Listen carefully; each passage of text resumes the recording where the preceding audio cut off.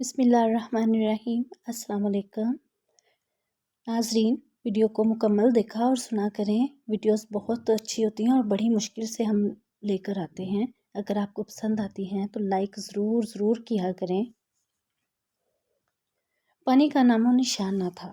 मुझ पर जामे कौसर का असर था, वरना इस माहौल में तो एक लम्हा गुजारना नामुमकिन था।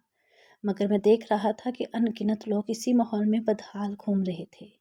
चेहरों पर वहशत, आंखों में खौफ, बाल खाक आलूद, जिस्म पसीने से शराबोर, वजूद मिट्टी से ढा हुआ, पाँव में छाले और इन छालों से रसता हुआ खून और पानी, यासो हरास का ये मंजर मैंने ज़िंदगी में पहली दफ़ा देखा था। हर तरफ अफरा तफरी छाई हुई थी, हर किसी को अपनी पड़ी हुई थी।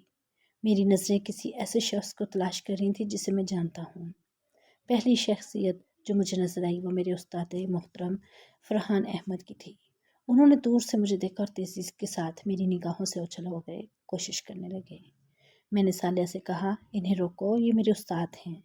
मैं इनसे बात करना चाहता हूँ, मगर इसने मुझे इनकी तरफ बढ़ने से रोक दिया और तासुफ अमेज लहजे में बोला, देखो अब्दुल्ला, अपने उस्ताद की रसवाई में और इजाफा मत करो। इस वक्त यहाँ कोई शख्स अगर ख्वार खराब हो रहा है तो समझ लो इसके साथ अदल हो चुका है। वो खुदाई कसौटी पर खोटा सिकरा निकला, इसीलिए इस हाल में है। मैंने तड़प कर कहा, मगर हमने तो खुदा परस्ती और आखिरत की सोच और अखलाक की सारी बातें इन्हीं से सीखी थी। सीखी होंगी सालिया, बेपरवाही से जवाब देते हुए बोला, मगर इनका इल्म इनकी शख्सियत नहीं बन सका। देखो, खुदा के हजूर किसी शख्स का फैसला इसके इल्म की बुनियाद पर नहीं होता, इसके अमल, सीरत और शख्सियत की बुनियाद पर होता है। इल्म सिर्फ इसलिए होता है कि शख्सियत दुरुस्त बुनियादों पर तमीर हो सके। जब तमीर ही गलत हो तो ये इल्म नहीं, सांप है। इल्म ज़ाहिर तक रहे तो सांप है और दिल में उतर जाए तो दोस्त बन जाता है। यही तुम्हारे उस्ताद के साथ हुआ है। वो एक अच्छे मुसन्निफ थे, बातें भी अच्छी करते थे, मगर इनकी सीरत व किरदार इनकी बातों के मुताबिक ना थी। दर हकीकत तुम्हारे उस्ताद सांप पाल रहे थे। आज इल्म के इन सांपों ने इन्हें डस लिया है। आज यहाँ जब तुम लोगों को देखोगे तो इन्हें इनके ज़ाहिर और इनकी बातों के मुताबिक नहीं पाओगे, बल्कि इनकी शख्सियत ठीक वैसे ही नजर आएगी जैसा कि वो अंदर से थे। याद रखो, खुदा लोगों को इनके ज़ाहिर और इनकी बातों पर नहीं परखता, वो अमल और शख्सियत को देखता है। ख़ासकर अहले इल्म का एहतसाब आज के दिन बहुत सख्त होगा।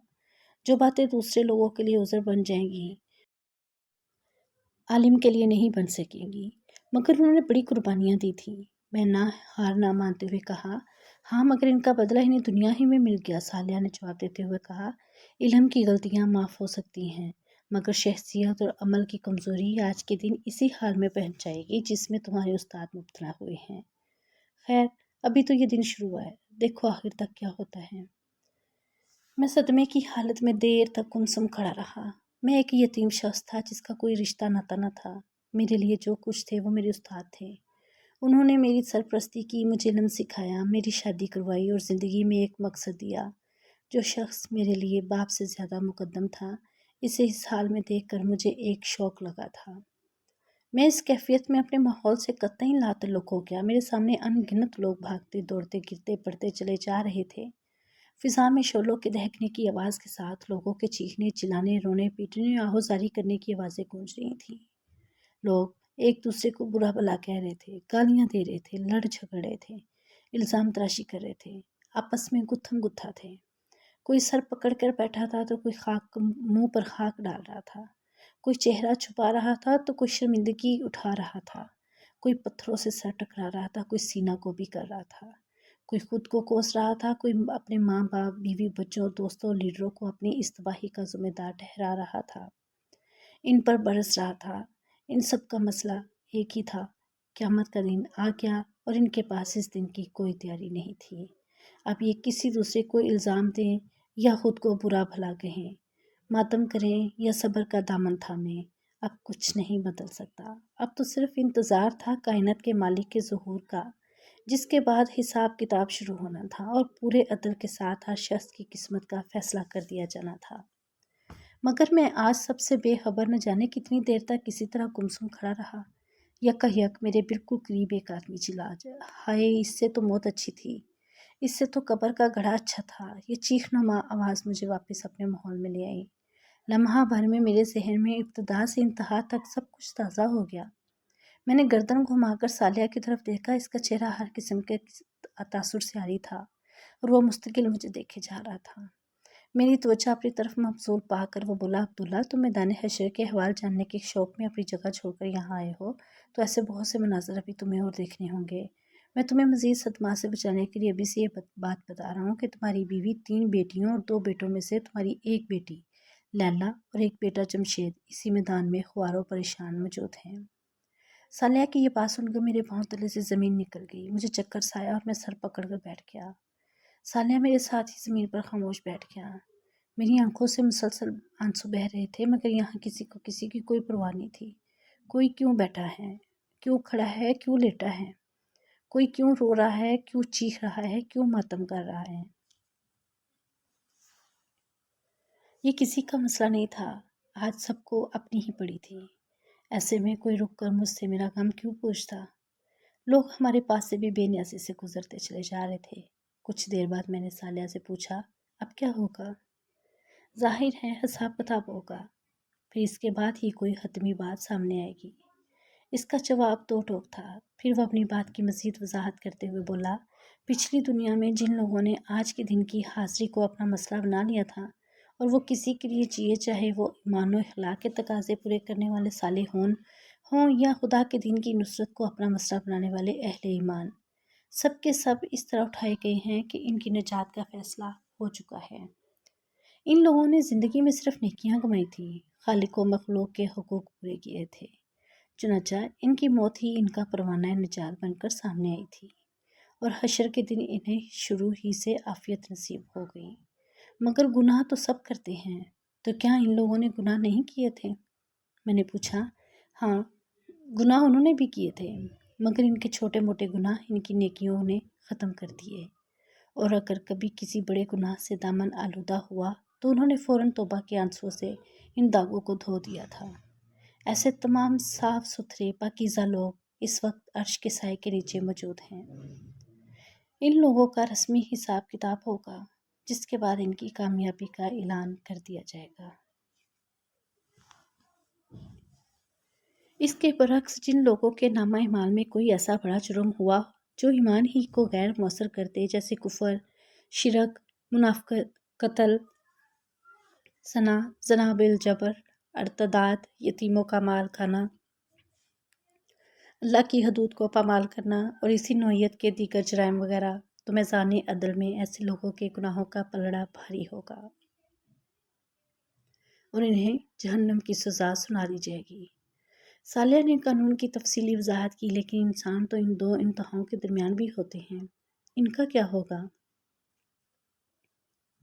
میں نے سوال کیا تو سالیہ نے جواب دیا، ہاں، ان دو انتہاؤں کے درمیان وہ لوگ ہیں جن کے پاس ایمان اور کچھ نہ کچھ عمل صالح کا سرمایہ بھی ہے، مگر وہ دنیا میں گناہ بھی کرتے رہے اور توبہ بھی نہیں کی۔ ایسے لوگوں کو اپنے گناہوں کی پاداش میں حشر کے دن کی سختی جھیلنی ہوگی۔ اس کے بعد نجات کا کوئی امکان پیدا ہوگا۔ آج جو لوگ میدان حشر میں پھنسے ہوئے ہیں وہ یا تو مجرمین ہیں جنہیں آخرکار جہنم میں پھینکا جائے گا، یا پھر وہ اہل ایمان ہیں جن کا دامن گناہوں سے داغدار ہے۔ جس کے گناہ جتنے زیادہ اور جتنے بڑے ہوں گے، آج کے دن اسے اتنا ہی خوار و خراب ہونا ہوگا۔